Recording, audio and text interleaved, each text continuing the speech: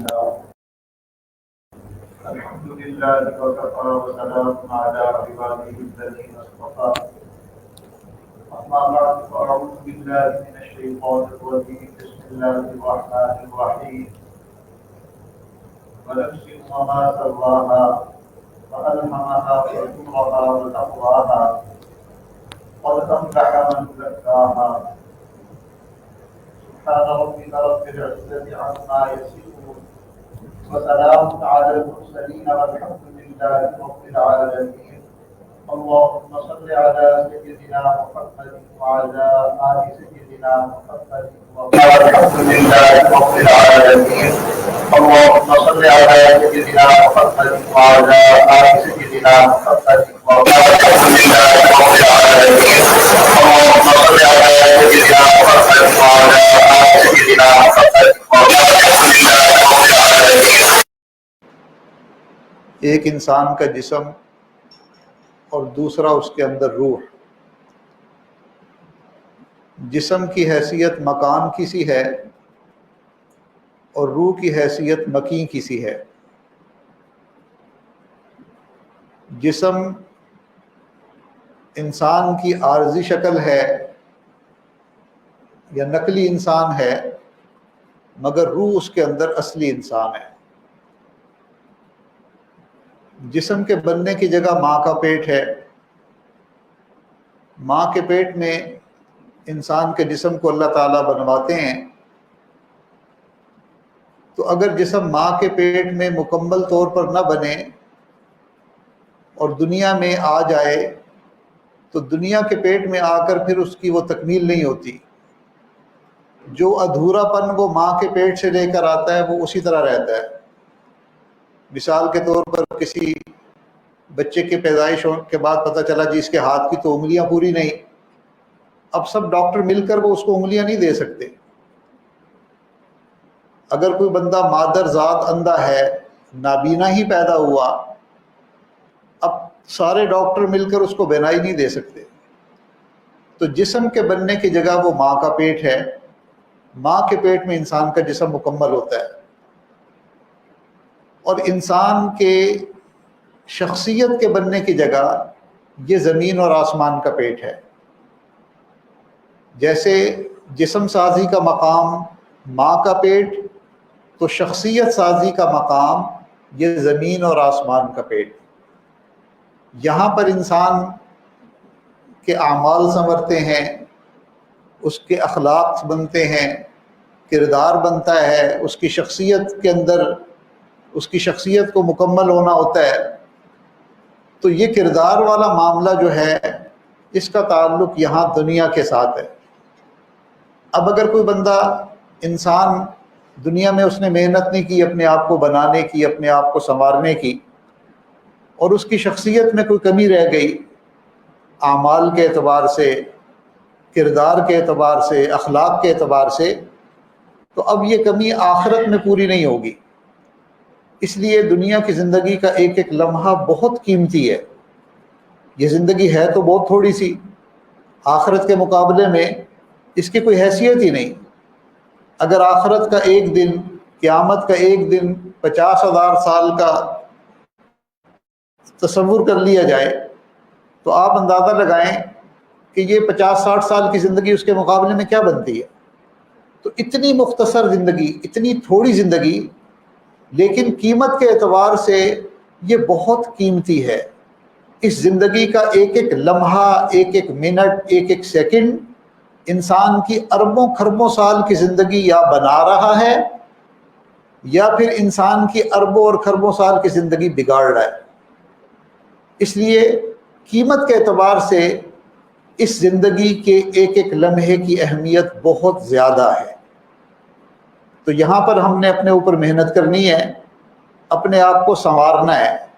ہم نے اپنے آپ کو اپنے اللہ رب العزت کے قابل بنانا ہے. اتنا اللہ کے قابل بنانا ہے کہ اللہ تعالیٰ کو ہم پسند آ جائیں. جو انسان اپنے آپ کو سنوارنے کی محنت کرتا ہے، اپنے آپ کو بنانے کی محنت کرتا ہے، تو ایسے بندے کو اس محنت کو کہتے ہیں جی یہ تزکیہ نفس کی محنت ہے، کہ اس شخص نے اپنے آپ کو سنوارنے کی محنت شروع کر دی. یہ تزکیہ جو ہے قرآن پاک کے اندر اس کا ذکر آیا ہے، قرآن پاک کا لفظ ہے عربی زبان کا۔ تزکیہ کا مطلب ہوتا ہے کسی چیز کے اندر سے کھوٹ کو دور کر دینا، اندر کے میل کچیل کو دور کر دینا۔ اب ہر چیز کا تزکیہ اس چیز کے اعتبار سے ہوتا ہے۔ مثال کے طور پر اگر کپڑے کے اندر میل کچیل ہے تو کپڑے کو پاک کرنے کے لیے، صاف کرنے کے لیے اس کا طریقہ ذرا مختلف ہے۔ اسے پانی میں ڈالیں گے، پھر اس پر صابن لگائیں گے، پھر اس کو اچھی طرح رگڑ کے ملیں گے، اور پھر دوبارہ پانی میں ڈال کر اس کو دھوئیں گے، نچوڑیں گے، تب وہ جا کر کپڑا صاف ہوگا۔ میلا کپڑا صرف استری کرنے سے نہیں صاف ہوتا، یا اس کو جھاڑ لینے سے اس کی میل ختم نہیں ہوتی۔ اس کے تزکیے کا طریقہ یہ ہے کہ اسے ایک خاص طریقے سے دھونا پڑے گا، واشنگ مشین میں ڈالنا پڑے گا۔ اسی طرح سونے کا کھوٹ اگر دور کرنا ہو تو اب وہ پانی اور صابن سے تو دور نہیں ہوگا، اس کے لیے اسے آگ پر جلایا جاتا ہے۔ آگ پر گرم کر کے سونے کو پگھلاتے ہیں اور پھر اس کا کھوٹ اس میں سے نکالتے ہیں۔ تو جیسے کپڑے کا تزکیہ اس کا طریقہ کچھ اور ہے، سونے کا تزکیہ جو ہے اس کا طریقہ جدا ہے، اسی طرح ایک انسان کا تزکیہ کیسے ہو جائے اس کا بھی ایک مستقل طریقہ ہے۔ یہ تزکیہ بنیادی چیز ہے اور اس پر ہماری فلاح کا دار و مدار ہے، چونکہ قرآن پاک میں اللہ رب العزت نے فیصلہ فرما دیا قد افلح من زکاہا، فلاح اس شخص کو ملے گی جس نے اپنے آپ کو ستھرا کیا ہوگا، جس نے اپنے من کے کھوٹ کو دور کرنے کی محنت کی ہوگی، جس نے اپنے باطن کو صاف کیا ہوگا، جس نے اپنے اعمال اور اخلاق کو سنوارا ہوگا۔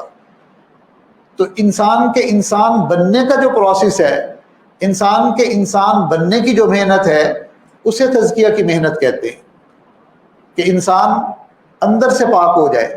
ایک تو ہے نا غسل کر لیا تو جسم صاف ہو جاتا ہے، وضو کرنے سے جسم صاف ہو جاتا ہے، ظاہری میل کچیل دور ہو جاتا ہے، مگر کچھ ایسی گندگیاں ہیں جس کا تعلق باطن کے ساتھ ہے، کچھ ایسا میل ہے جو نہانے سے نہیں دور ہوتا، اس کے لیے تزکیہ کرنا پڑتا ہے۔ ایک مرتبہ ابراہیم علیہ السلام کی طرف اللہ رب العزت نے وحی بھیجی، اے میرے پیارے ابراہیم کبھی کبھی اپنے دل کو بھی دھو لیا کرو۔ تو انہوں نے عرض کی یا اللہ دل کو کیسے دھویا جا سکتا ہے، دل تک تو پانی پہنچتا ہی نہیں۔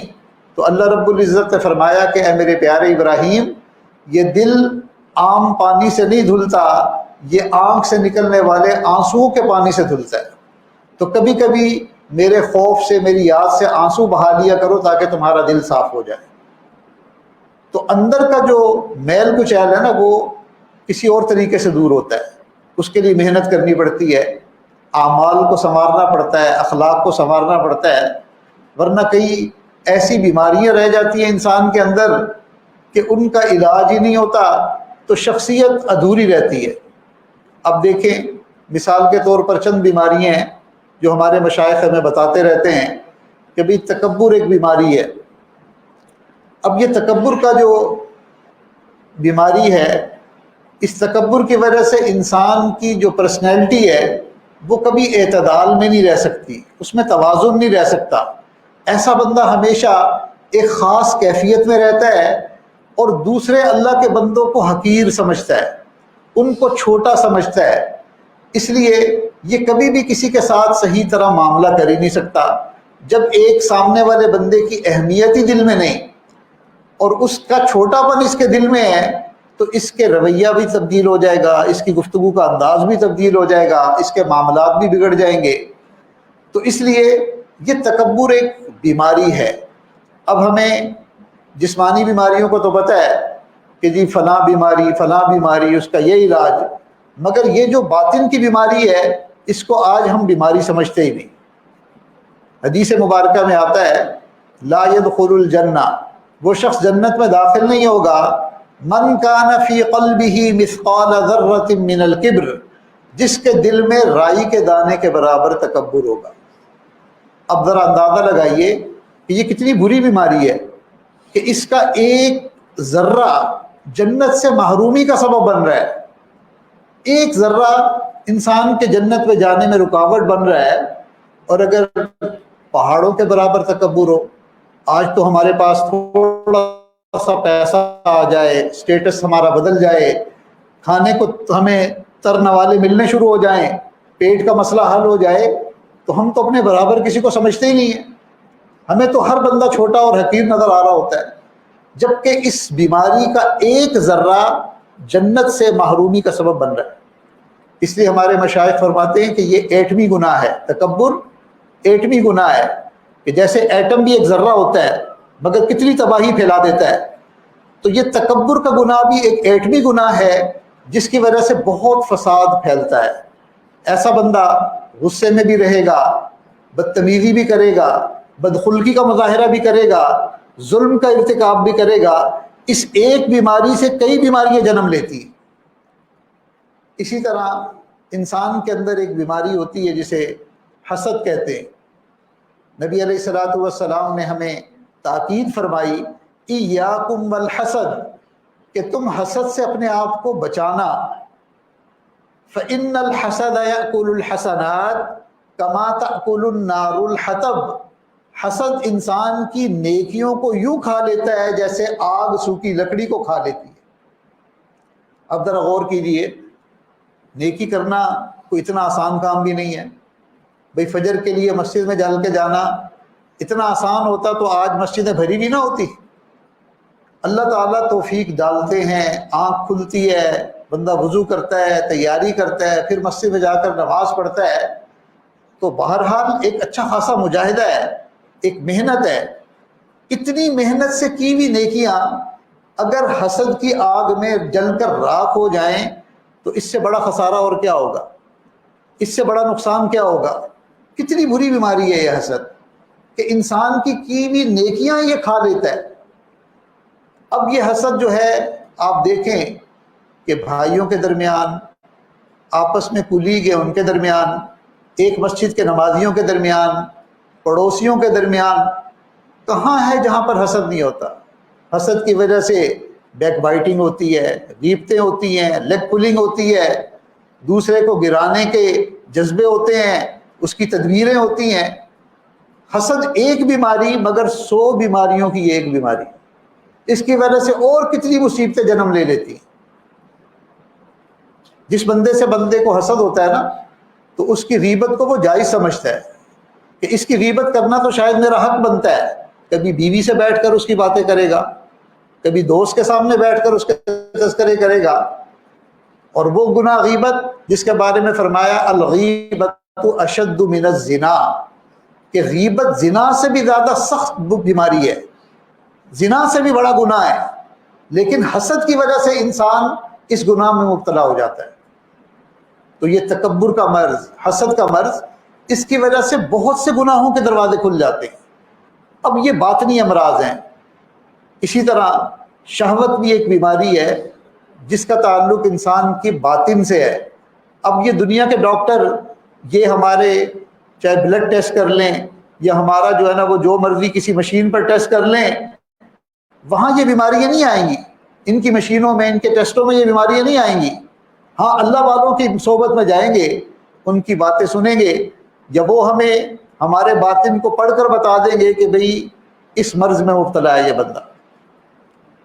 ہر بیماری کے طبیب مختلف ہوتے ہیں نا، تو جیسے جسمانی بیماریوں کے طبیب ہیں، ڈاکٹرز ہیں، حکیم ہیں، اسی طرح یہ جو روحانی بیماریاں ہیں اس کے بھی طبیب ہیں، اس کے بھی معالج ہیں، جن کو ہم مشائخ کہتے ہیں، اللہ والے کہتے ہیں۔ تو اللہ والے بتا دیں گے کہ اس بندے میں تکبر بھی ہے، اس میں شہوت کی بیماری بھی ہے، اس کے اندر حسد کا جذبہ بھی ہے، یہ حب دنیا کا مریض ہے۔ تو ان بیماریوں کی وجہ سے انسان نارمل لائف نہیں گزار سکتا، وہ اچھا انسان نہیں بن سکتا، وہ معاشرے کا اچھا فرد نہیں بن سکتا۔ حدیث میں آتا ہے حب الدنیا رأس کل خطیئۃ، کہ دنیا کی محبت یہ تمام برائیوں کی بنیاد ہے۔ اسی طرح جس بندے میں شہوت کا مرض ہو، اب یہ مرض جب ہوتا ہے نا تو مریض تو پھر مریض ہی ہوتا ہے، اگرچہ گھر میں نیک بیوی ہے، خوبصورت بیوی ہے، اچھا وقت گزارنے والی بیوی ہے، مگر اس مرض کا مریض بندہ جو ہے اس کی ہوس پوری نہیں ہوتی، بد نظری کا مرتکب تو ہوتا ہی رہے گا، بد نگاہی کا مرتکب تو ہوتا ہی رہے گا، اس کی نگاہ پاک نہیں ہو سکتی۔ اب آپ دیکھیں، بظاہر ایک معزز آدمی، اچھی شکل و صورت والا، دیکھنے میں اس کی پرسنالٹی بہت اچھی ہے، متاثر کن، مگر ایسا بندہ جو شہوت کا مریض ہے، کیا وہ کسی شریف گھر میں جانے کے قابل ہے؟ اس لیے کہ اس کے اندر شہوت ہے، اس شہوت کو سکون ہی نہیں ملتا، تو کسی کی عزت اس سے محفوظ نہیں۔ عملی طور پر نہ بھی کچھ کرے مگر اس کی نگاہیں کسی نہ کسی تلاش میں ہوں گی۔ تو اس لیے یہ معمولی بیماریاں نہیں ہیں، یہ تکبر کی بیماری، شہوت کی بیماری، حسد کی بیماری، حب دنیا کی بیماری، ان بیماریوں کی وجہ سے انسان نارمل زندگی گزار ہی نہیں سکتا، وہ اچھی زندگی گزار ہی نہیں سکتا۔ اسی لیے تو اللہ تعالیٰ نے 1 2 3 نہیں، کتنی قسمیں کھائی، والشمس وضحاها والقمر اذا تلاها والنهار اذا جلاها واللیل اذا یغشاها، کوئی 7 8 قسمیں کھا کر پھر کہا قد افلح من زکاها، فلاح اس کو ملے گی جس نے ان بیماریوں سے، ان آلائشوں سے، گندگیوں سے اپنے آپ کو پاک کیا ہوگا۔ تو تزکیہ ان باطن کے امراض کو دور کرنے کی جو محنت ہے، یہ اس کا نام ہے تزکیہ۔ اس کی اہمیت کا اندازہ لگائیں، اللہ ویسے ہی کہہ دیتے کہ بھی تمہیں کامیاب ہونا ہے تو پاک صاف ہو کر آنا، مگر یہ اللہ کی رحمت ہے، اللہ تعالیٰ کا کرم ہے، اللہ اپنے ہر بندے کو چاہتے ہیں کہ میرا بندہ کامیاب ہو جائے، اسے فلاح مل جائے، کامیابی مل جائے، جنت مل جائے۔ اس لیے اللہ بار بار قسمیں کھا کر کہہ رہے ہیں کہ بھئی اس طرف متوجہ رہنا، یہ بہت ضروری چیز ہے، یہ تمہاری زندگی کے مقاصد میں سے اہم ترین مقصد ہے کہ تم نے پاک ہو کر میرے پاس آنا ہے، ان بیماریوں اور گندگیوں کو دور کر کر آنا ہے۔ اس لیے کہ میں نے تمہارے لیے جو مہمان خانہ بنایا نا جنت، وہ پاک لوگوں کی جگہ ہے، وہاں ناپاک لوگ نہیں آ سکتے۔ اس لیے قرآن پاک میں فرمایا وَذَلِكَ جَزَاءُ مَن تَزَكَّىٰ، جنت بدلہ ہے اس شخص کا جس نے تزکیہ کیا ہوا ہوگا۔ تو جنت میں جانے کے لیے میدان حشر میں ہم سے سرٹیفکیٹ مانگیں گے، اچھا بھی ذرا تزکیے کا سرٹیفکیٹ دکھاؤ۔ آج ہمیں کہیں کسی بیرون ملک میں جانا پڑتا ہے، کسی ملک کی ترقی یافتہ ملک کی امیگریشن لینی ہو نا، وہ کہتے ہیں بھئی آپ نے اپنا پورا اور مکمل چیک اپ کروانا ہے، یہ ٹیسٹ ہوں گے، تمہاری پوری باڈی کا جو ہے نا وہ مکمل چیک اپ ہوگا، اس کی کسی اتھینٹک ڈاکٹر یا ہاسپٹل سے، اور اس کے وہ خود ہی تجویز کرتے ہیں، ہر ڈاکٹر سے نہیں، ہمارے مقرر کردہ جو ڈاکٹرز ہیں ان سے تم نے یہ سب ٹیسٹ کروانے ہیں، اور یہ رپورٹ اگر تم ہمیں ساتھ دو گے تو ہم تمہارے کیس پر غور کریں گے۔ تو یہ ایک بنیادی شرط ہے، اس کے بغیر کسی متعدی مرض والا بندہ، کوئی ایسا مرض جس کی پھیلنے کا خطرہ ہو، وہ ان کے ملکوں میں جا ہی نہیں سکتا۔ حج پر جاتے ہیں، عمرے پر جاتے ہیں، تو تب بھی وہ کہتے ہیں بھئی آپ کو یہ ویکسینیشن جو ہے نا لگی بھی ہونی چاہیے۔ اتنی تاکید، اور پھر بھی تسلی نہیں ہوتی۔ آپ جیسے ہی ایئرپورٹ میں جہاز سے اتر کے داخل ہوتے ہیں، وہاں پر آپ کاؤنٹر پہ بعد میں پہنچتے ہیں، راستے میں راستہ روک کر کھڑے ہوتے ہیں، آپ کے منہ میں ویکسین ڈال رہے ہوتے ہیں۔ نہیں بھی نہیں، ان بیماریوں کے ساتھ داخل ہی نہیں ہو سکتے آپ۔ تو دنیا والے بھی اس قسم کی شرائط لگاتے ہیں کہ بھائی ہمارے ملک میں انٹر ہونا ہے نا تو صحت مند بندہ ہونا چاہیے۔ اللہ نے بھی جنت کے لیے یہ شرط لگا دی وَذَلِكَ جَزَاءُ مَن تَزَكَّىٰ، جنت بدلہ ہے اس شخص کا جس کا تزکیہ ہوا ہوگا۔ ان آلائشوں کو اور گندگیوں کو لے کر ہم جنت میں جا نہیں سکتے۔ اب یہ تزکیہ کیسے حاصل ہو؟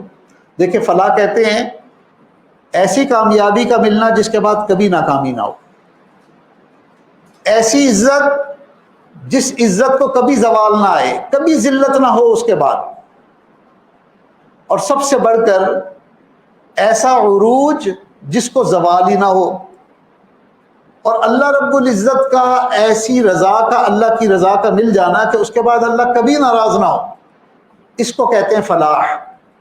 کامیابیوں کے دروازے کھل جاتے ہیں، عزتوں کے دروازے کھل جاتے ہیں، اللہ تعالیٰ کی رحمتیں شامل ہو جاتی ہیں، اللہ بندے سے راضی ہو جاتے ہیں۔ تو یہ فلاح کہاں ملے گی؟ جنت میں جا کر۔ اور جنت میں داخلے کی شرط وَذَلِكَ جَزَاءُ مَن تَزَكَّىٰ، یہ جنت بدلہ ہے اس شخص کا جس نے تزکیہ حاصل کیا ہوگا۔ اب اس کو کیسے، دل کو کیسے پاک کیا جائے، من کو کیسے ستھرا کیا جائے؟ اس کے دو طریقے ہیں، دنیا میں بھی ایک طریقہ دنیا میں اور ایک آخرت میں۔ پھر دنیا میں جو طریقہ ہے اس کے پھر آگے دو طریقے ہیں۔ حضرت شاہ ولی اللہ محدث دہلوی رحمۃ اللہ علیہ نے لکھا ہے کہ جب زمین پہ کوئی ناپاکی ہو تو زمین، ناپاک زمین کو پاک کرنے کے دو طریقے ہوتے ہیں۔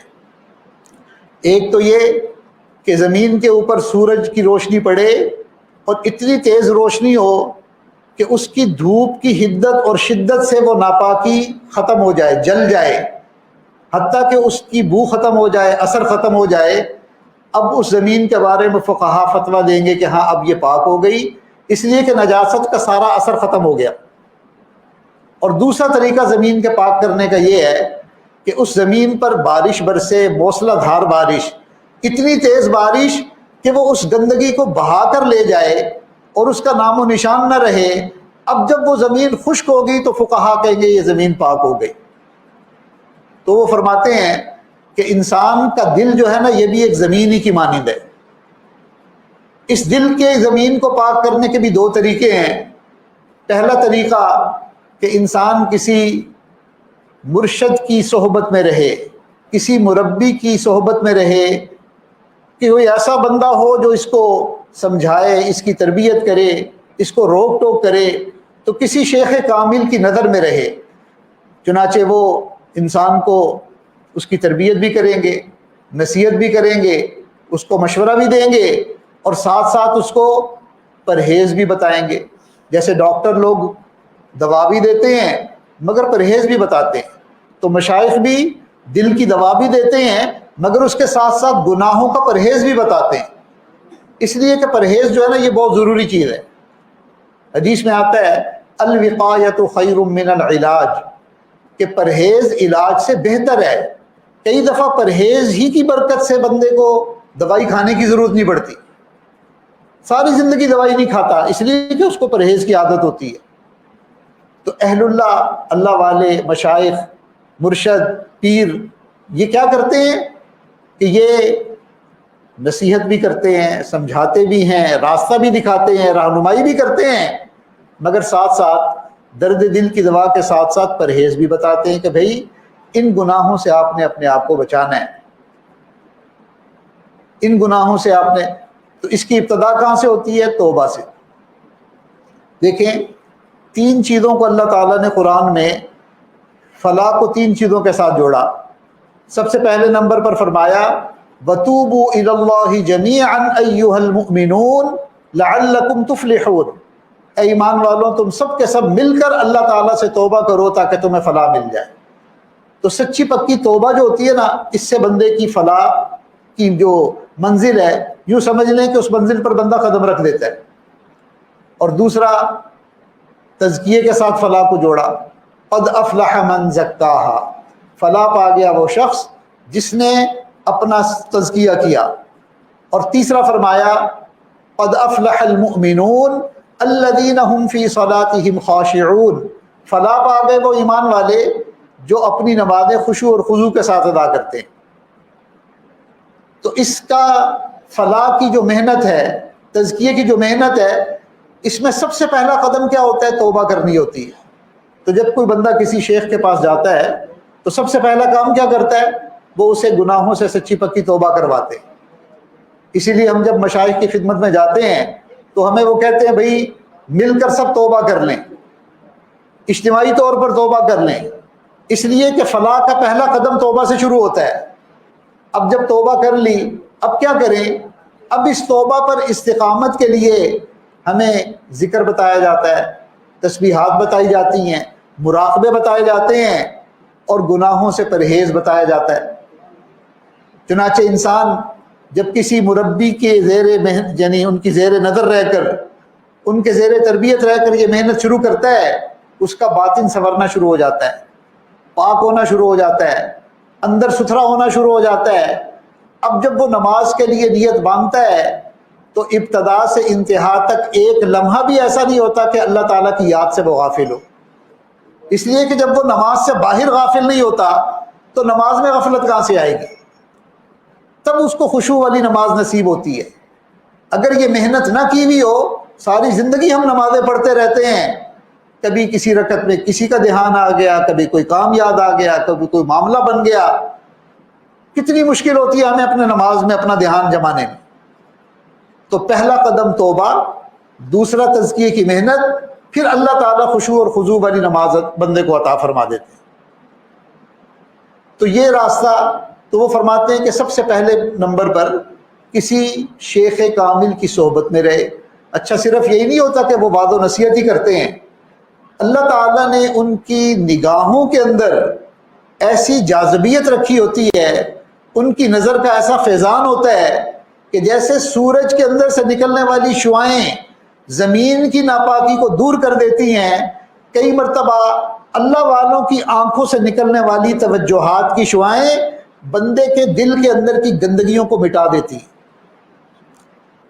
آج لوگ کہتے ہیں جی لیزر سرجری سے علاج ہوتا ہے، شعاؤں سے علاج ہوتا ہے۔ بھئی کینسر کا علاج اگر شعاؤں سے ہو سکتا ہے، اور فلاں بیماری کا علاج اگر شعاؤں سے ہو سکتا ہے، وہ شعائیں جو مشین سے نکلتی ہیں، تو کیا اللہ والوں کی آنکھوں سے نکلنے والی توجہات کی شعاؤں سے انسان کے من کی بیماریوں کا علاج نہیں ہو سکتا؟ یقیناً ہو سکتا ہے۔ شرط کیا ہے؟ کہ بندہ طالب صادق ہو، اس نے اپنے دل کے دروازے کھولے ہوئے ہوں۔ کئی مرتبہ مشائخ جو ہے نا وہ توجہات تو ڈالتے ہیں، مگر بندے نے دل کے دروازے بند کیے ہوئے ہوتے ہیں اور وہ توجہات ٹکرا کر واپس آ جاتی۔ یہ ہو نہیں سکتا کہ ایک بندہ طالب صادق ہو، کھلے دل کے ساتھ اپنے آپ کو کسی شیخ کے سپرد کرے اور ان کی توجہات سے اس کو فائدہ نہ ہو۔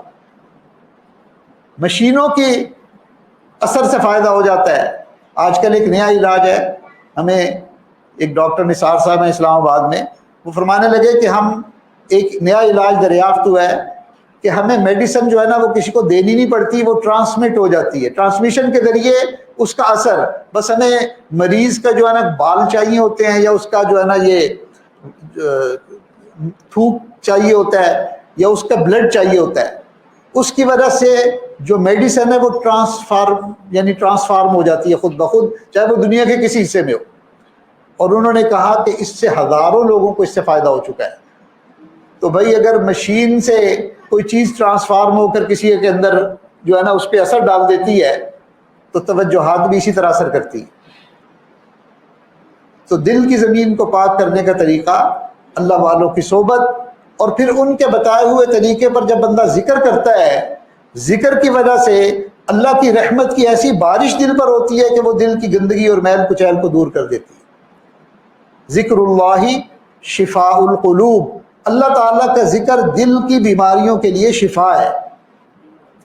اب یہ دو طریقے دنیا کے اندر ہے کہ بندہ کسی شیخ کامل کے سپرد اپنے آپ کو کرے، اور پھر ان سے سیکھ کر ان کی ہدایات کی روشنی میں کثرت ذکر کی محنت شروع کر دے، اللہ تعالیٰ اسے تزکیہ باطن کی نعمت عطا فرما دے۔ یہ بہت آسان راستہ ہے، بہت عافیت والا راستہ ہے۔ ایک دوسرا راستہ بھی ہے مگر وہ ذرا مشکل راستہ ہے۔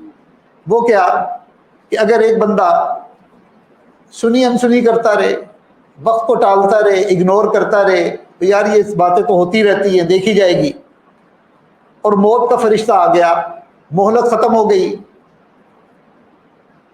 اب کیا ہوگا؟ بھئی کلمہ تو پڑا ہوا ہے، ایمان ہے، تو اس ایمان کی وجہ سے جانا تو جنت میں ہے، مگر جنت میں ناپاک بندہ تو جا نہیں سکتا، جنت تو ستھرے لوگوں کی جگہ ہے۔ تو اب کیا ہوگا؟ اللہ تعالیٰ چونکہ کریم ہے، مہربان ہے، رحیم ہے، اللہ کہتے ہیں میرے بندے چلو دنیا میں تم نے کوتاہی کی، غفلت کا معاملہ کیا، ٹھیک ہے، اب ہم قبر سے تمہارا تزکیہ شروع کرتے ہیں۔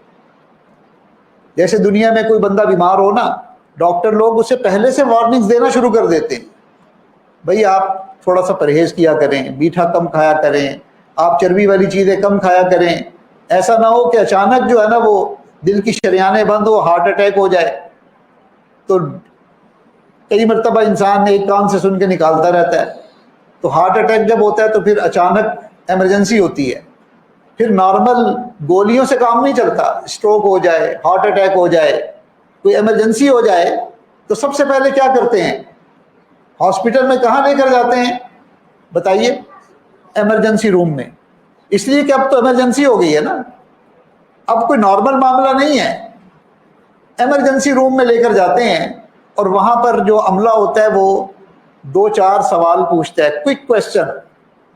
ان 2-4 سوالوں کے جوابات سے انہیں پتہ چل جاتا ہے کہ مرض کی نوعیت کیا ہے، مرض کی شدت کیا ہے، اس سے فوراً کس ٹریٹمنٹ کی ضرورت ہے، اس کے مطابق وہ ٹریٹمنٹ دینا شروع کر دیتے ہیں۔ مگر ساتھ ہی کہتے ہیں بھائی بڑے ڈاکٹر صاحب آئیں گے، وہ ڈیٹیل ہسٹری لیں گے، وہ پھر ڈیسائیڈ کریں گے کہ اس مریض کو کس وارڈ میں بھیجنا ہے، اس کی سرجری فوراً ہوگی یا اسے کسی وارڈ میں ایڈمٹ کرنا ہے، یا اس کے ساتھ کیا معاملہ بننا ہے، اس کا ڈیسیجن کون لے گا؟ ڈاکٹر صاحب آ کر لیں گے۔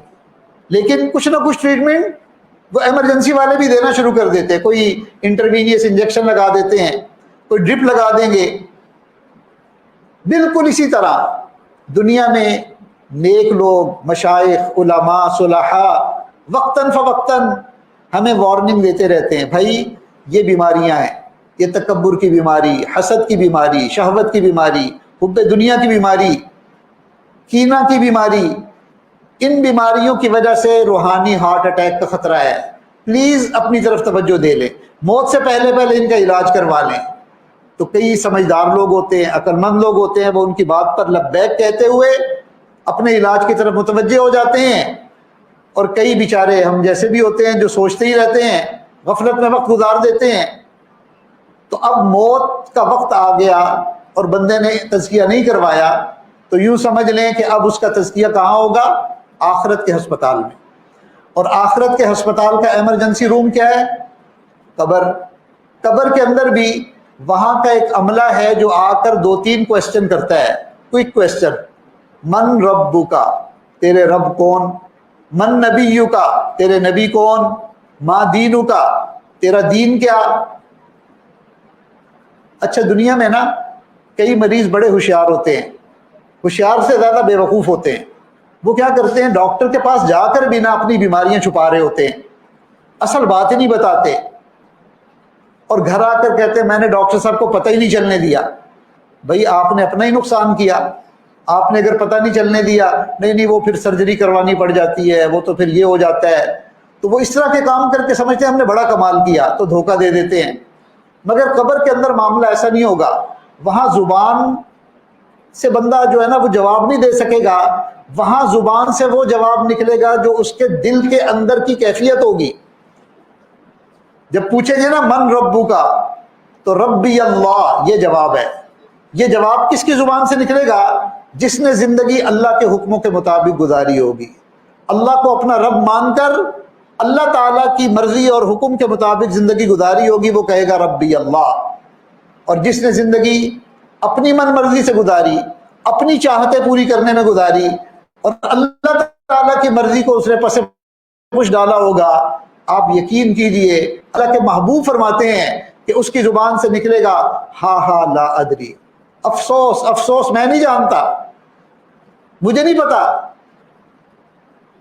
یہ نکلے گا اس کی زبان سے۔ دنیا میں تو بڑا سمارٹ تھا، بڑا چالاک تھا، اپنی باتوں کے شیشے میں اتار لیتا تھا بندے کو، مگر وہاں زبان نکلے گا ہی وہ جو اندر ہوگا۔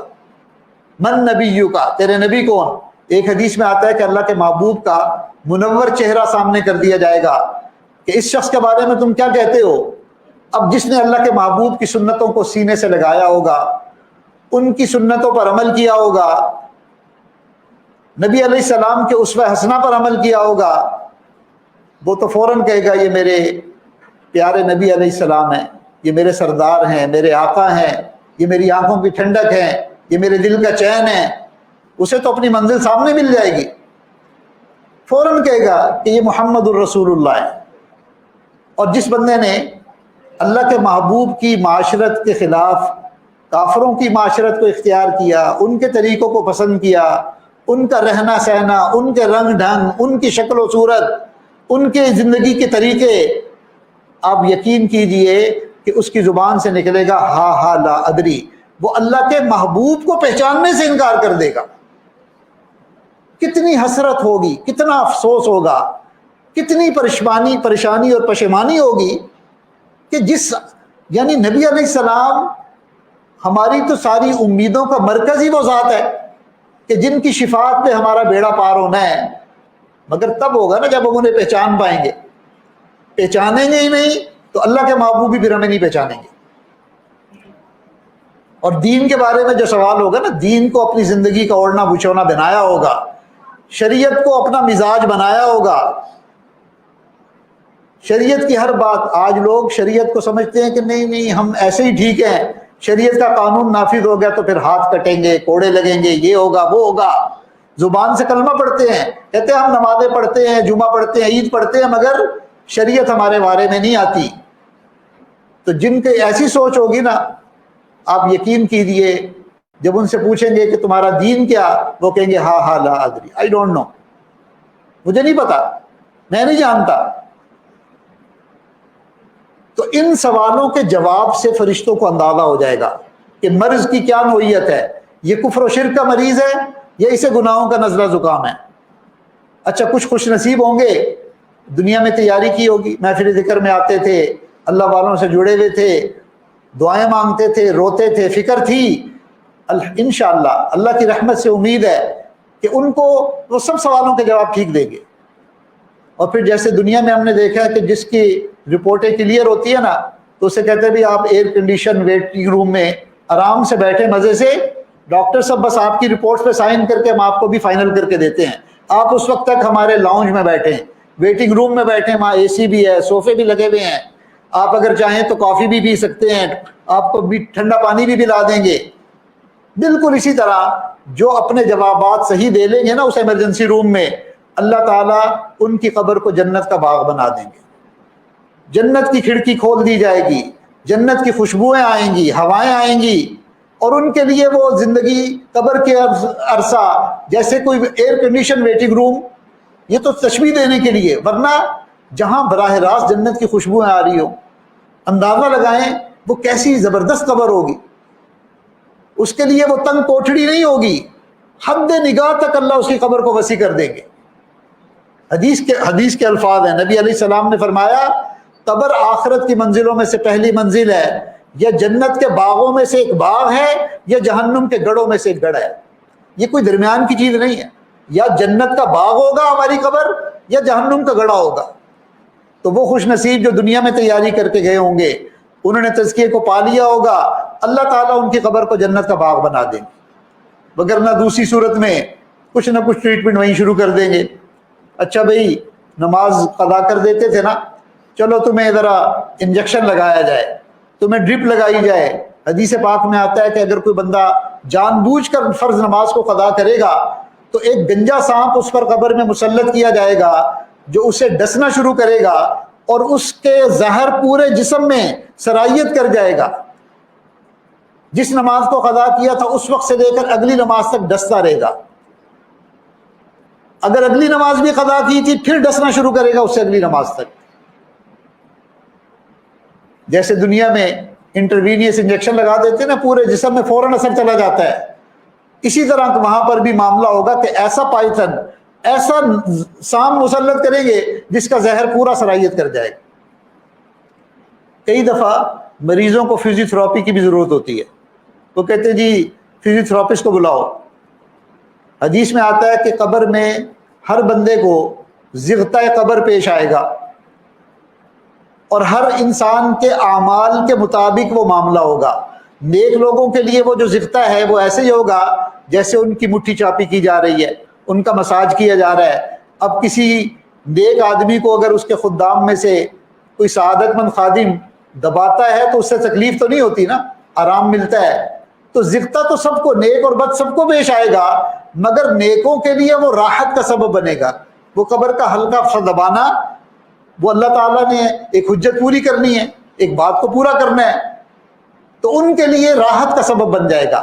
مگر جو گناہ گار ہوں گے ان کو قبر جب دبائے گی تو وہ دبانا بہت مشقت والا ہوگا، بہت پینفل ہوگا، بہت تکلیف دہ ہوگا۔ حتیٰ کہ نبی علیہ السلام نے فرمایا کہ بعض لوگوں کو قبر اتنا دبائے گی کہ ان کی پسلیاں، ایک طرف کی پسلیاں دوسرے طرف کی پسلیوں میں یوں گھس جائیں گی، جیسے یہ ہاتھ کی انگلیاں ایک دوسرے کے اندر داخل ہو گئی۔ نبی علیہ السلام نے اپنا ہاتھ کا اشارہ کر کے بتایا۔ تو قبر کے اندر سب وہ کام ہوں گے جو دنیا کے اسپتال کے ایمرجنسی روم میں ہوتے ہیں۔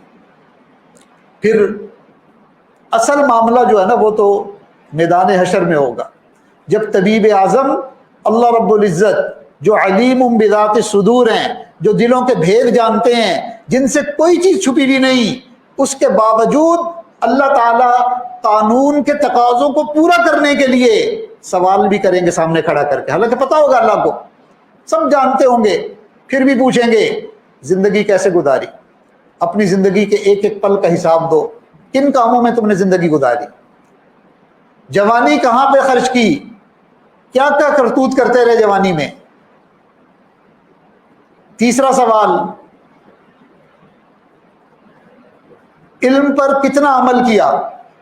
آج شیطان ہمیں کیا دھوکہ دیتا ہے، مولوی صاحب یہ باتیں ہم نے بہت دفعہ سنی ہوئی ہیں، مولوی صاحب ہمیں پتہ ہے میں پڑھا لکھا بندہ ہوں، میں گریجویٹ ہوں، یونیورسٹی سے میں نے ڈگری لی ہوئی ہے، کوئی عام بندہ تو نہیں، آپ تو ایسے باتیں کرتے ہیں جیسے کوئی کسی کو کچھ پتہ ہی نہیں۔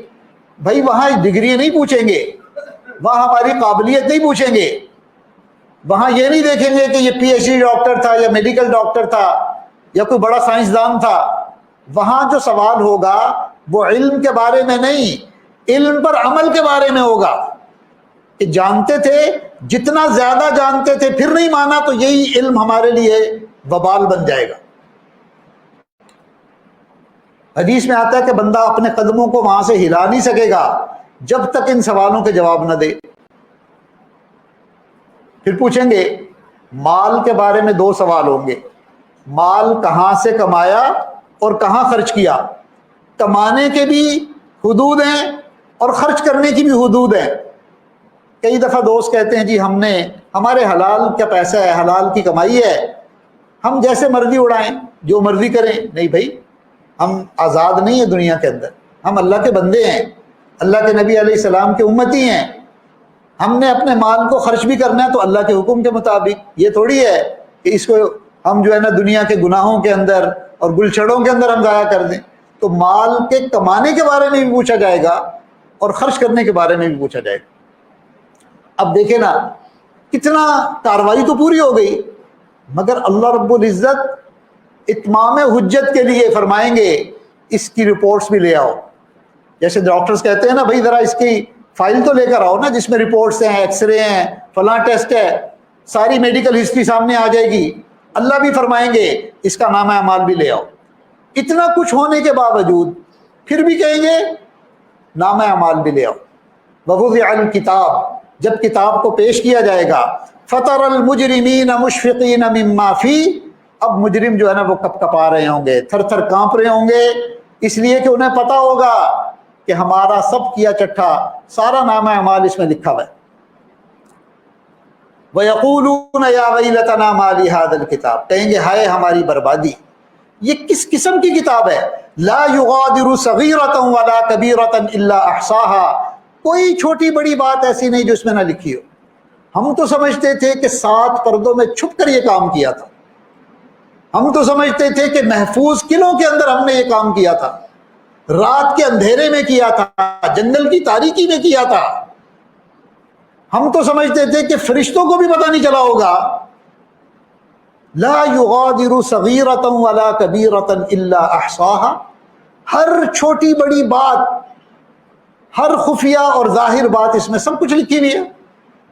ہماری تنہائیاں، ہماری راتوں کی خلوتیں، ہمارا انٹرنیٹ پہ وقت گزارنا، موبائل فون کے فتنے سے دل بہلانا، ایک ایک ڈیٹیل لکھی ہوئی ہوگی، ایک ایک بدنظری لکھی ہوئی ہوگی، ایک ایک دل کی کیفیت لکھی ہوئی ہوگی۔ وَوَجَدُوا مَا عَمِلُوا حَاضِرًا، اللہ فرماتے ہیں جو عمل کیے ہوئے ہوں گے نا ان اعمال کو اپنے سامنے حاضر پائیں گے. ولا یظلم ربک احدا، تیرا رب کسی ایک پر بھی ظلم نہیں کرے گا. اللہ تعالیٰ حجت پوری کر دیں گے. اور پھر اس سے بڑھ کر فرمائیں گے اقرأ کتابک، میاں اپنا نامہ اعمال خود دیکھ لو. بھئی اپنی فائل دیکھ لو نا خود ہی. کفا بنفسک الیوم علیک حسیبا، آج کے دن تم اپنے محاسب خود ہی کافی ہو. جیسے کئی دفعہ ممتحن جو ہوتے ہیں نا، وہ پیپر لینے کے بعد کیا کہتے ہیں، اچھا بھی دیکھو تم سے یہ سوال پوچھے، تم نے یہ جواب لکھے، یہ صحیح جواب تھا. میاں اپنا ٹوٹل خود ہی پورا کر لو. خود ہی اگر انصاف ہے نا تمہارے اندر، خود ہی دیکھو تم کتنے نمبروں کے قابل ہو. اللہ بھی یہی فرمائیں گے اقرأ کتابک، اپنا نامہ اعمال پڑھ لو، اپنی کتاب پڑھ لو. کفا بنفسک الیوم علیک حسیبا، آج کے دن تم اپنے محاسب خود ہی کافی ہو. پھر اس کے بعد میرے دوستوں کچھ لوگوں کے بارے میں پھر فیصلہ ہوگا. اچھا بھئی ان کے اندر یہ روگ تھے، یہ بیماریاں تھیں، ان کے سوالوں کے جواب سے بھی پتہ چل گیا، ان کے نامہ اعمال میں بھی سب کچھ لکھا ہوا ہے. اب جنہوں نے کلمہ پڑھا ہوا ہے ان کو ہم نے بھیجنا بالآخر جنت ہے، مگر اس سے پہلے پاک کرنے کے لیے انہیں جہنم کے وارڈ میں داخل کرنا پڑے گا. چنانچہ جہنم کے ہسپتال میں ایک درجہ جہنم کا ہے جو منافقین کے لیے ہوگا. ان المنافقین فی الدرک الاسفل من النار، ان کو تو جہنم کا جو سب سے نچلا درجہ ہے نا وہاں پھینک دیا جائے گا. جیسے کوئی پرانی چیزیں جن کو کبھی نکالنے کی ضرورت نہیں پڑتی، تو ایسی جگہ ان کو ڈال دیتے ہیں کہ بھئی یہیں پر پڑی رہیں، ڈم کر دیتے ہیں. اللہ تعالیٰ فرماتے ہیں کہ منافق یہ دو چہروں والے لوگ، اوپر سے لا الہ، اندر سے کالی بلا. اوپر سے اپنے آپ کو مسلمان ظاہر کرتے تھے، اندر ان کے اندر نفاق تھا. یہ کفر کو اور کافری کو اور کفروں یعنی کفار کی چیزوں کو اچھا سمجھتے تھے. ان کے بارے میں تو ہوگا ان کو ہمیشہ کے لیے. پھر حدیث میں تفصیل ہے، ایک درجہ ہوگا جس میں سورج کی پرستش کرنے والے ہوں گے، کسی میں یہود ہوں گے، کسی میں نصارہ ہوں گے، کسی میں مشرکین ہوں گے. پھر جو سب سے اوپر کا جو جہنم کا درجہ ہے اس میں کون لوگ ہوں گے؟ اس میں امت محمدیہ کے وہ لوگ ہوں گے جو دنیا میں اپنا تزکیہ کروا کر نہیں گئے، اپنی تیاری کر نہیں گئے. دنیا میں بیماریاں یہ لے کر وہاں چلے گئے، اب ان بیماریوں سے پاک کرنے کے لیے انہیں جہنم کے اسپتال میں ایڈمٹ کریں گے. اس لیے اللہ فرمائیں گے لا یکلمہم اللہ یوم القیامہ، یعنی جو کفار ہیں ان کے بارے میں فرمائیں گے، منافقین اور کفار کے بارے میں، لا یکلمہم اللہ یوم القیامۃ ولا یزکیہم، ان سے تو اللہ اب ہم کلامی بھی نہیں کرے گا اور ان کا تزکیہ بھی نہیں ہوگا. تو یہ آیت بتا رہی ہے کہ بھئی قیامت کے بعد جو تزکیہ کہہ رہے ہیں کہ ان کا تزکیہ نہیں ہوگا، کیا مطلب؟ کہ مسلمانوں کا تزکیہ ہوگا جہنم میں ڈال کر، کافروں کا اب تزکیہ نہیں ہوگا. اس لیے اب اللہ تعالیٰ ان سے کبھی ہم کلامی بھی نہیں کریں گے. اب میرے دوستوں کئی دفعہ ہم سوچتے ہیں نا اللہ بڑے رحیم ہیں. بھئی اللہ تعالیٰ کی رحمت کی دلیل ہے کہ اللہ نے یہ سب باتیں کھول دی. ہر بات ہمیں اللہ کے نبی نے اسپیل آؤٹ کر کے بتا دی، ایک ایک تفصیل. اب یہ عاجز نے جتنی باتیں کی ہیں یہ سب کی سب قرآن اور حدیث کی باتیں ہیں نا، نبی علیہ السلام کی باتیں ہیں، اپنی طرف سے تو ایک بات بھی نہیں ہے. تو یہ اللہ کی رحمت تو ہے کہ جو مراحل آنے والے ہیں، جو سوال پوچھے جانے والے ہیں، سب کچھ بتا دیا. اوپن بک بھی ہمیں دے دی، قرآن دے دیا، اپنے محبوب کا عمل کہ میرے محبوب کو اس قرآن کے مطابق جو ہے نا ان کی سیرت کو اپناؤ، بس تمہارا امتحان تم کامیاب ہو. اب سب کچھ ہمارے سامنے ہے، کیا ہونا ہے وہ بھی پتہ ہے، اور تیاری کیسے کرنی ہے، کتنی آسان تیاری ہے، کتنی عافیت والی. یقین کریں یہ جو ذکر و سلوک کی محنت میں لگتا ہے بندہ، اللہ اللہ کرتا ہے اور کسی شیخ کامل کے ساتھ اس کا تعلق جڑتا ہے نا، میں قسم کھا کر کہتا ہوں جنت میں تو اس کو جو مزے آئیں گے سو آئیں گے، اللہ اس کی دنیا کو بھی جنت بنا دیتے ہیں. ایسا سکون دیتے ہیں، ایسا اطمینان دیتے ہیں. چھوٹی موٹی جو پریشانی ہیں جو درجات کی بلندی کے لیے ہیں وہ تو ایک زندگی کا حصہ ہے، لیکن قلبی طور پر اتنا اطمینان اللہ دیتے ہیں کہ اگر دنیا والوں کو پتہ چل جائے نا اس اطمینان کی نعمت کا تو وہ اپنی فوجیں لے کر چڑھائی کریں ہم سے وہ چھیننے کے لیے. تو کتنا آسان ہے وہ تزکیہ دنیا میں حاصل کرنا جس میں سکون بھی ہے. بھئی کیا کریں گے تزکیے کے دوران؟ ذکر کثرت سے کرنا ہے. اور کیا اللہ فرما رہے ہیں الا بذکر اللہ تطمئن القلوب، جان لو کہ دلوں کا اطمینان اللہ کی یاد کے ساتھ ہے. دوائی کھا رہے ہیں، ذکر کی دوائی تو کڑوی ہوتی ہے، مزاج کے خلاف ہوتی ہے. یہ کیسی دوائی ہے جو ہماری دنیا کو جنت بناتی چلی جا رہی ہے؟ دنیا میں مزے مل رہے ہیں، دنیا میں سکون مل رہا ہے، دنیا میں اطمینان قلب مل رہا ہے. اتنے آسان راستے کو چھوڑ کر اگر ہم نے آخرت کا راستہ ہی سلیکٹ کرنا ہے تو میرے دوستو بڑا مشکل راستہ ہے. جہنم کے اندر، حدیث کے اندر آتا ہے کہ جہنم کے اندر تو پھر اس ہسپتال میں نا وہاں کا لباس، وہاں کی وردی، چونکہ جب ہاسپٹل میں ایڈمٹ کرتے ہیں نا، جس کی ہارٹ سرجری ہونی ہو، یہ تھوڑی کہتے ہیں تم اب سوٹ پہ جو ہے نا اپنے بستر پہ لیٹ جاؤ. نہیں، یہ ہسپتال، اب تم ایک پیشنٹ ہو، ایک مریض ہو، مریضوں کی طرح رہو. یہ تمہیں وردی پہننی پڑے گی. آئی سی یو میں ہو، ایمرجنسی وارڈ میں ہو، تو جہنم میں بھی ایک وردی ہے جو پہننی پڑے گی. سرابیلہم من قطران، وہ گندک کا بنا ہوا لباس ہوگا. حدیث میں آتا ہے کہ اس لباس میں اتنی بدبو ہوگی کہ اگر ایک میدان میں سب لاشیں گل سڑ جائیں تو ان لاشوں سے اتنی بدبو نہیں آئے گی جتنی بدبو اس لباس میں سے آئے گی. پھر دوائی کڑوی ہوتی ہے نا. ان شجرۃ الزقوم، زقوم کا پودا اور درخت وہاں پر کھانے کو دیا جائے گا. اور سیرپ کون سا ہوگا؟ ولا طعام الا من غسلین، جہنمیوں کا زخموں سے نکلنے والا جو پیپ اور خون ہوگا نا ابلتا ہوا، وہ پیش کیا جائے گا. سب کچھ اندر سے گل کر باہر نکل جائے گا. تو یہ جو علاج ہے نا یہ بڑا سخت ہے، یہ تزکیہ بڑا سخت ہے، اس میں مجاہدہ بہت زیادہ ہے. ہم تو ناز و نعمت میں نازک طبیعت کے لوگ ہیں، اللہ کی نعمتیں کھا کھا کر ہمارے مزاج ویسے ہی بہت نازک ہو چکے ہیں.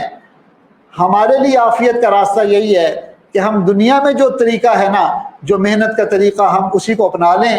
یہ جو آخرت کے اندر جا کر جہنم کے پروسیس سے گزر کر جو تزکیہ ہونا ہے، میرے اور آپ کے بس کی بات نہیں. ہم سے تو یہاں پسینے کی بو برداشت نہیں ہوتی، وہ جہنم کا بدبودار کرتا پہننا پڑ گیا تو ہمارا کیا بنے گا؟ کہیں راستے میں گزرنا ہو نا تو وہاں مردہ، کوئی بکری کا بچہ مردہ پڑا ہوا ہو یا کتا مردہ پڑا ہوا ہو، ہم راستہ بدل لیتے ہیں. یہ بہت گندی بدبو ہوتی ہے. اور جہنم کا وہ لباس جس کی بدبو کا کوئی اندازہ نہیں لگا سکتا، وہ پہننا پڑا تو ہماری طبیعتوں کا کیا بنے گا؟ ہم تو پرفیومز اور عطر اور پتہ نہیں کیا کچھ استعمال کرتے کہ ہم سے پسینے کی بھی بو برداشت ہوتی. اس لیے میرے دوستوں، عقل مند کے لیے اشارہ کافی ہے. آگے کے جو مراحل ہیں وہ ہم ان ابتدائی چیزوں سے ہی سمجھ لیں. اب یہ نہیں پتا نا کہ وہاں کتنا عرصہ رہیں گے، 100 سال رہنا پڑے گا، 50 سال رہنا پڑے گا، 1000 سال یا اس سے بھی زیادہ، وہ تو اللہ کو پتہ ہے. ہم تو ایک لمحہ بھی نہیں رہ سکتے، 1 منٹ کی بھی اوقات نہیں ہے ہماری. ہم نے اپنے بچپن میں دیکھا ہے کہ جو ڈرپوک طالب علم ہوتے تھے نا، میں بھی انہی میں تھا. صرف قاری صاحب کی سزا سے بچنے کے لیے میں ہمیشہ اپنا سبق وقت پر سنا دیا کرتا تھا. تو کاش چلو بھائی ہم بھی آخرت کی سزا سے بچنے کے لیے، ان سخت مراحل سے بچنے کے لیے اپنا سبق یاد کر لیں، تاکہ ہمیں شرمندگی نہ ہو، قیامت کے اندر شرمندگی نہ اٹھانی پڑے. ہمارے لیے وہ مرحلہ بہت مشکل ہے. تو اس کے لیے بھائی آسان راستہ یہی ہے کہ دنیا میں ہم نیک لوگوں کی صحبت اختیار کریں، اللہ والوں کی محافل میں شرکت کریں. اللہ تعالیٰ ان کی صحبت کی برکت سے، ان کی وعظ و نصیحت کی برکت سے، ان کے دل سے نکلی ہوئی دعاؤں کی برکت سے انشاءاللہ ہمارا بیڑا پار کر دیں گے. اللہ تعالیٰ ہمیں اس کی کوشش کرنے کی توفیق عطا فرمائے. الحمدللہ اللہ نے ہمیں زندگی میں پھر ایک موقع دے دیا. ہمارے جنگ کے اندر ہمارے حضرت، ہمارے مرشد کامل حضرت شیخ ذوالفقار احمد نقشبندی دامت برکاتہم العالیہ، ان کی صحبت میں اللہ تعالیٰ نے جانے کا ہمیں پھر ایک موقع دیا. اب اگلا جو ہفتہ آ رہا ہے جمعے کا دن، جمعے سے جنگ کا اجتماع ہے. حضرت جی کی برکتیں تو ہوں گی، مگر حضرت جی کی برکت سے ہمیں وہاں سینکڑوں اولیاء کی صحبت میں، سینکڑوں اللہ والوں کی صحبت میں وقت گزارنے کا موقع ملے گا. انشاءاللہ اللہ تعالی ہماری زندگی کے اس وقت کو قیمتی بنا دیں گے. مگر اس کے لیے ظاہر ہے وقت تو ہمیں نکالنا پڑے گا، کوئی نہ کوئی ترتیب تو بنانی پڑے گی. اتنی بڑی کامیابی، اتنی بڑی فلاح کو حاصل کرنے کے لیے دنیا کے لیے جو ٹکے کی بھی حیثیت نہیں ہے، 50-60 سال کی زندگی 2-2.5 منٹ بھی نہیں بنتی. اس کے لیے کتنے مشقت، کتنے مجاہدے، کتنا راتوں کو جاگنا، حتیٰ کہ اپنے آپ کو دل کا مریض بنا لیتے ہیں. اور بھئی آخرت اتنی عظیم آخرت اتنی ابدالآباد کی زندگی، جنت کی نعمتیں، اس کو پانے کے لیے اور عافیت کے ساتھ پانے کے لیے ہمیں کچھ نہ کچھ مجاہدہ کرنا پڑے گا۔ تو یہ شیطان تو ہمیں مصروفیات دکھائے گا، فلاں کام بھی ہے، فلاں کام بھی رکا ہوا ہے، یہ ہو جائے گا، وہ ہو جائے گا وہاں جا کے، لیکن سب چیزوں کو آپ چھوڑیں، اللہ تعالیٰ کے راستے میں قدم اٹھانے کے لیے لبیک کہیں۔ انشاءاللہ جب آپ وہاں اجتماع میں جا کر 2-3 دن وہاں پر گزاریں گے تو واپس آتے ہوئے آپ اپنے دل میں نمایاں تبدیلی محسوس کریں گے کہ آنے سے پہلے دل کی کیفیت کچھ اور تھی اور اب جاتے ہوئے دل کی کیفیت کچھ اور ہے۔ اللہ تعالیٰ ہمیں اولیاء اللہ کی سنگت اور صحبت سے فائدہ اٹھانے کی توفیق عطا فرمائے۔ اللہ اپنی رحمت اور کرم سے ہمارے من کو ستھرا فرما دے، ہمیں تزکیہ باطن کی نعمت عطا فرما دے۔ وآخر دعوانا ان الحمد للہ رب العالمین۔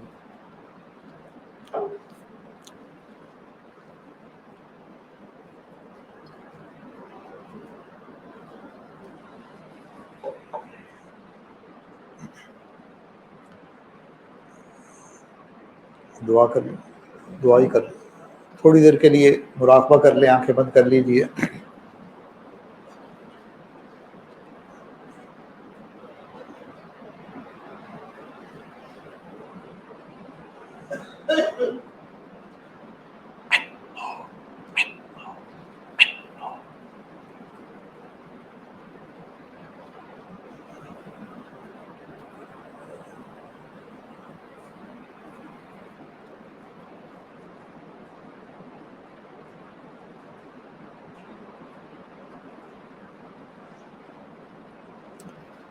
اپنے من میں ڈوب کر پا جا سراغ زندگی،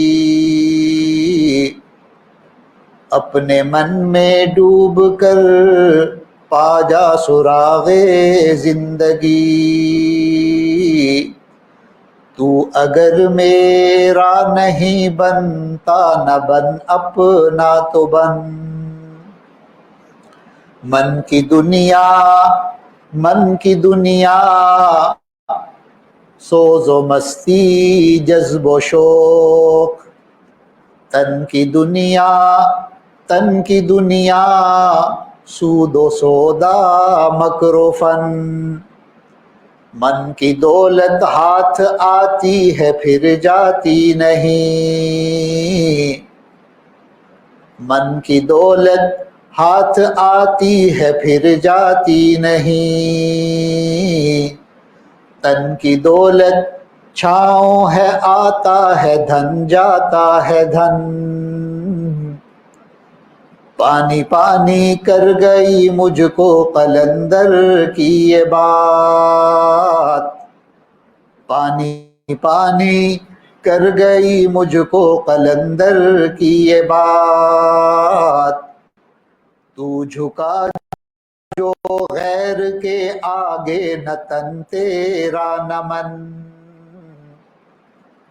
پانی پانی کر گئی مجھ کو مرشد کی یہ بات، پانی پانی کر گئی مجھ کو مرشد کی یہ بات، تو جھکا جو نفس کے آگے نہ تن تیرا نہ من،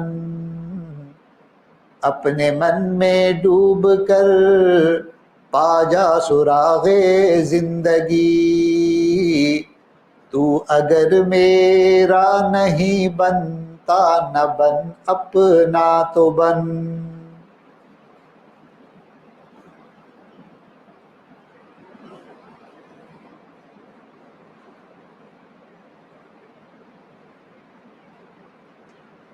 لا الہ الا اللہ محمد الرسول اللہ۔ دعا کر لیجئے، مگر دعا کی ابتدا میں اپنی زندگی کے پچھلے سب گناہوں سے سچی پکی توبہ کی نیت کر لیجئے کہ ہم زندگی میں جو بھی گناہ ہوئے، جو غلطیاں ہوئی، کوتاہیاں ہوئی، ہم ان تمام گناہوں سے سچی پکی توبہ کی نیت کرتے ہیں، اور آئندہ آنے والی زندگی میں ہم انشاءاللہ نیکوکاری والی، پرہیزگاری والی زندگی گزارنے کا عزم اور ارادہ کریں گے۔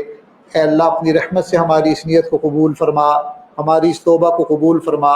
تو اجتماعی طور پر توبہ کی نیت ہم سب کر لیں۔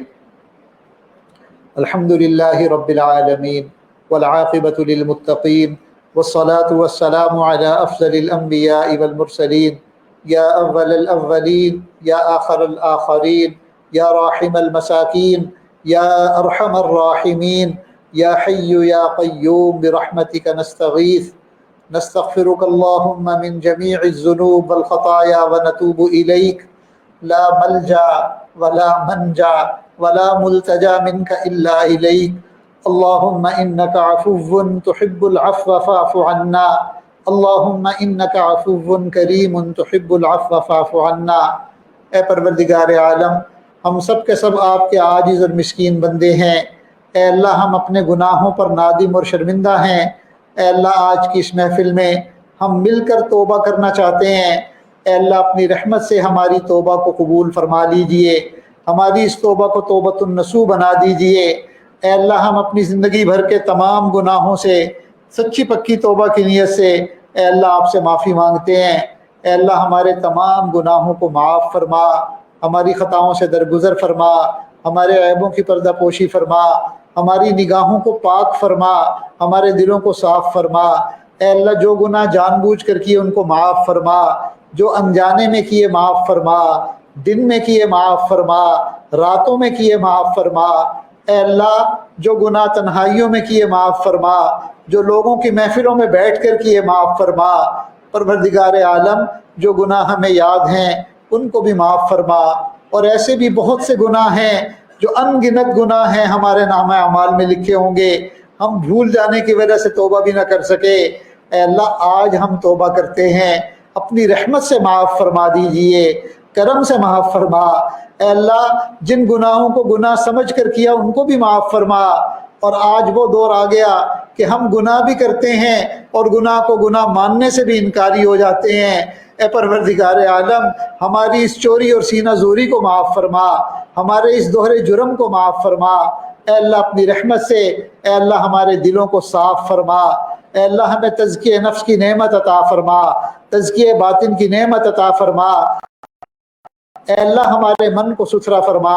اے کریم آقا، رحمت کا معاملہ فرما، فضل کا معاملہ فرما۔ میرے مالک، ہمارا معاملہ آپ کی ایک نگاہ پر موقوف ہے، آپ اگر اپنی رحمت کی نظر ڈال دیں گے ہماری بگڑی بن جائے گی، ہمارا معاملہ اے اللہ ہمارا بھیڑا پار ہو جائے گا۔ اے اللہ، ہمارا معاملہ تو آپ کی فقط نیم نگاہ پر موقوف ہے۔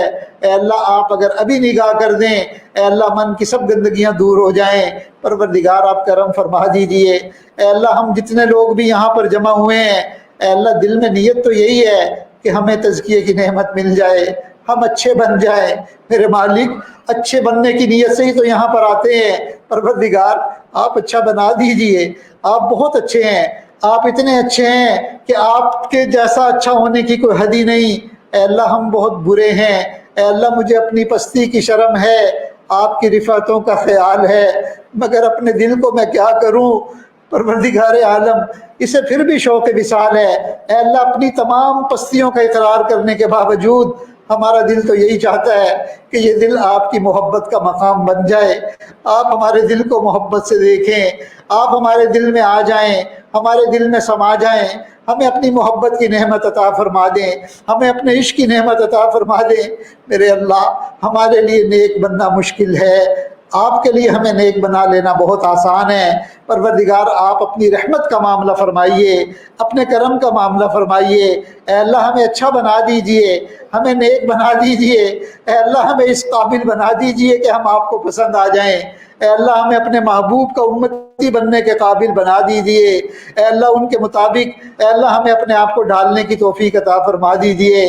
آپ نے خود ہی تو اپنے کلام پاک میں فرمایا، وَلَوْلَا فَضْلُ اللَّهِ عَلَيْكُمْ وَرَحْمَتُهُ مَا زَكَىٰ مِنْكُمْ مِنْ أَحَدٍ أَبَدًا۔ اگر اللہ کا فضل اور اس کی رحمت تمہارے شامل حال نہ ہو، تم میں سے کوئی ایسا بندہ نہیں جو اپنے آپ کو ستھرا کر سکے۔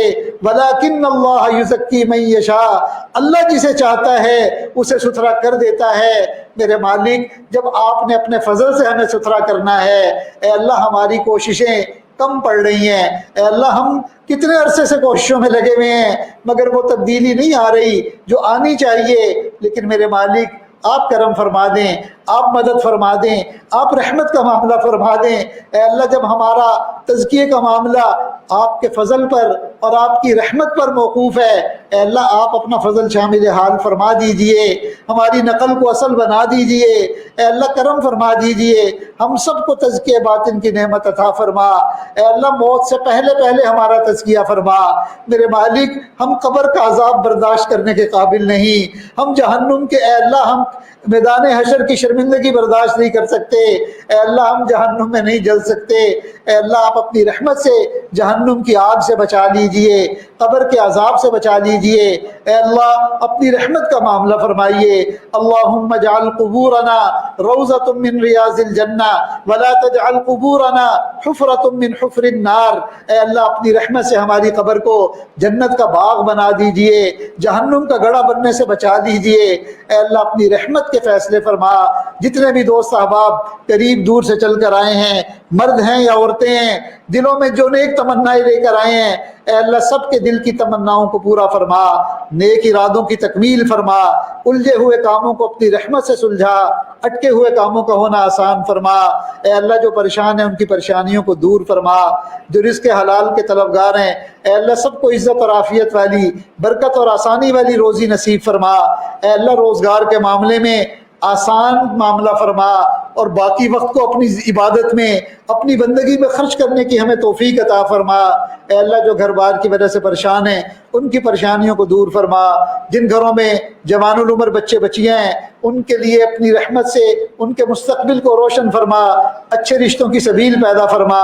اے اللہ اولاد کی پریشانیوں سے محفوظ فرما، اولاد کے دکھوں سے محفوظ فرما، اولاد کے غموں سے محفوظ فرما، اپنی رحمتوں کا معاملہ فرما۔ اے اللہ اپنی رحمت اور کرم کے ساتھ ہمارے اس مل بیٹھنے کو قبول فرما، ہمارے آنے والے اجتماع کو انتہائی قبول فرما، حفاظت فرما، آگے پیچھے دائیں بائیں اوپر نیچے سے، اور اے اللہ ظاہری اور چھپے ہوئے فتنوں سے حفاظت فرما، حاسدین کے حسد سے محفوظ فرما، برا چاہنے والوں کی برائی سے محفوظ فرما۔ اور بھی جتنے اجتماعات ہونے والے ہیں، رائبین کا اجتماع یا ختم نبوت کے عنوان پر جو اجتماعات ہونے والے ہیں، اے اللہ ان تمام اجتماعات کو قبول فرما، پورے عالم کے اندر ہدایت کے آنے کا ذریعہ بنا، خیر کے آنے کا ذریعہ بنا، بدی اور شر کے مٹنے کا ذریعہ بنا۔ اپنی رحمت اور کرم کے ساتھ ہماری ان دعاؤں کو قبول فرما۔ ربنا تقبل منا انك انت السميع العليم، وصلى الله تعالى على خير خلقه سيدنا محمد وعلى آله وأصحابه أجمعين برحمتك يا أرحم الراحمين۔